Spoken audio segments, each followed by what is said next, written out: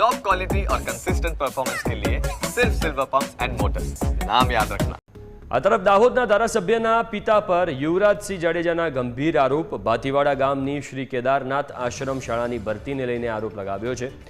ગણિત અને વિજ્ઞાનના શિક્ષક માટે ભરતીની જાહેરાત કરી હતી. ધારાસભ્યના પિતા બચુભાઈ કોશોરીએ 17 લાખ માંગ્યાના આરોપ છે. ધારાસભ્ય કનૈયાલાલ કિશોરીના પિતા છે.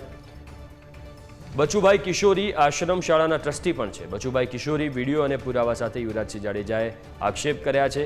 સમગ્ર મામલે યોગ્ય તપાસ કરવા યુવરાજસિંહ જાડેજાની માંગ.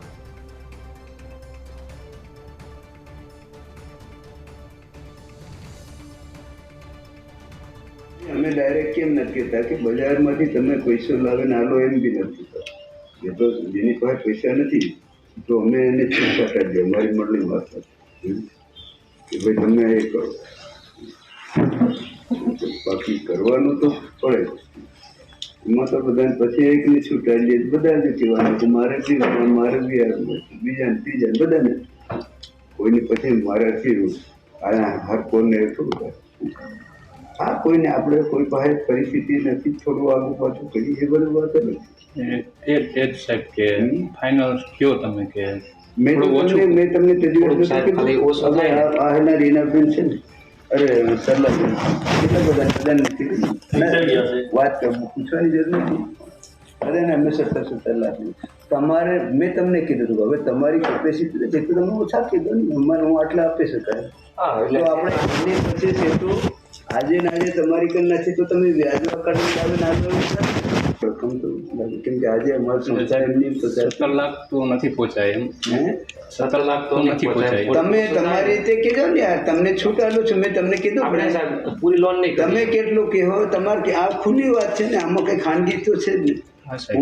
હવે તમે કેટલું કરી શકો એ કોને તમારે છેલ્લા આમાં શું સાહેબ થોડું ઓછું થાય ને આપણે લોન ઓછી લેવી પડે અને થોડા ઘણા આપણે લોન છે ને તમારે ઓછી લેવી પડે એ જ કરવાનું. તેનું કારણ શું છે કે છેલ્લે તો લોન વાળા તો ખોટું વ્યાજ તો ચડાવવાના છે. એમાં તો મારું બી નહીં ચાલે.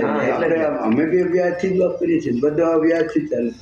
હા ઓછામાં ઓછું વ્યાજ ઓછામાં ઓછું. એમાં શું સાહેબ કે ધારો કે આપણે થોડું ઓછું હોય ને તો આપણે આવીએ બરોબર ને, જેટલા કદાચ ધારો કે 5 જેવા બાકી નથી એટલી આપણે લોન લેવાય એમ. તો શું કે 1 વર્ષમાં આપણે પેન્ડ કરી શકીએ.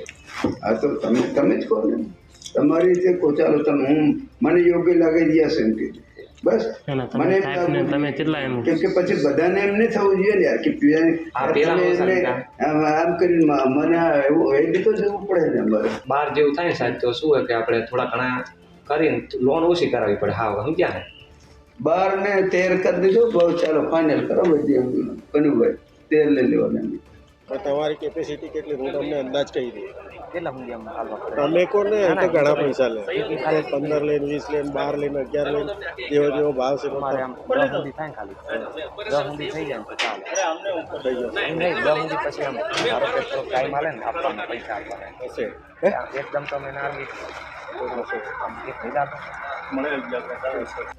પેલા આપણે મળી આવીએ, આની વાત પહોંચાડી દઈએ હું કેવા માંગે, પછી લઈ જઈએ. મારી વાત હમણાં હું કેવું એ જાણવા મળે કે મેં એમની વાત જાણી લીધી છે. પછી પ્રમુખને બરોબર તમારી હાજરીમાં રિયલી વાત બરોબર.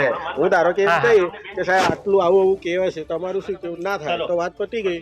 અને પછી બધી વાત તમારે તઈ કરવાની ડિટેલ. એવું નથી કે અમે પેલા 2 ભાઈ આવ્યા છે ને આવું આવું કે છે.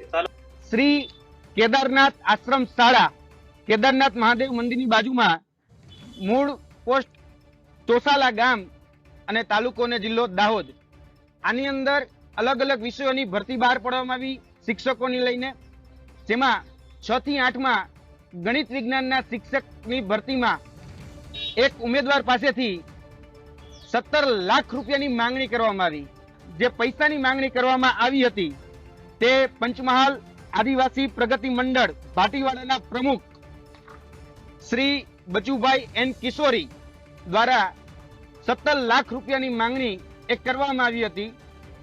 એટલે કહીએ છીએ કે ધારાસભ્યના જનક એ ભ્રષ્ટાચારના જનક બની રહ્યા છે. આવા જે લોકો છે એ લોકો વિરુદ્ધ ખરેખર કાયદેસરની કાર્યવાહી થવી જોઈએ.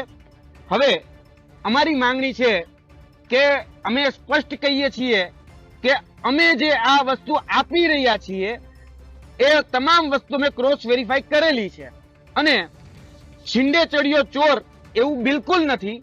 આવા અનેક લોકો આ રીતે ભ્રષ્ટાચારથી શિક્ષકોની નોકરી મેળવે છે.